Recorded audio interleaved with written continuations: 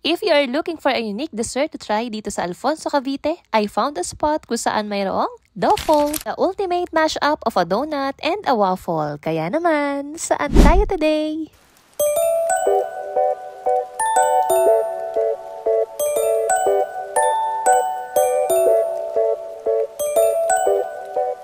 Hey Wanderers! We just found a new spot and kapehan dito sa Alfonso, Cavite sa may Poblacion 3, ang Cup of Grace. Pagpasok pa lang, the place gives you that kalmado vibes. Parang yung visit mo dito is a blessing shared. Ganon. Air condition, minimalist, well-lit at bawat corner mapapapicture ka talaga. May board and classic games pa like Uno, comfort cards, jackstone, pick-up sticks, pang 90s kid throwback. May lie detector game pa nga na super na-enjoy namin habang naghihintay ng order.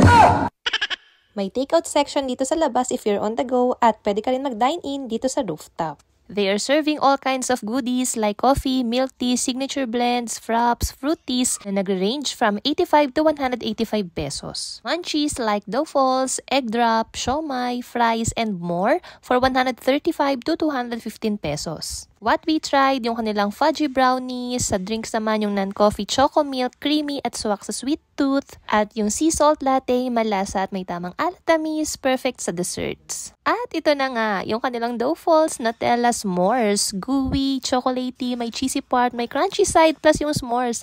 Ang sarap. At bilang certified tita na mag-30s na, alam nyo na yung hanap natin, yung hindi super tamis, hindi nakakaumay, at ito na nga yun! Woo! Cup of Grace is open from Monday to Thursday, 11 a.m. till 9 p.m.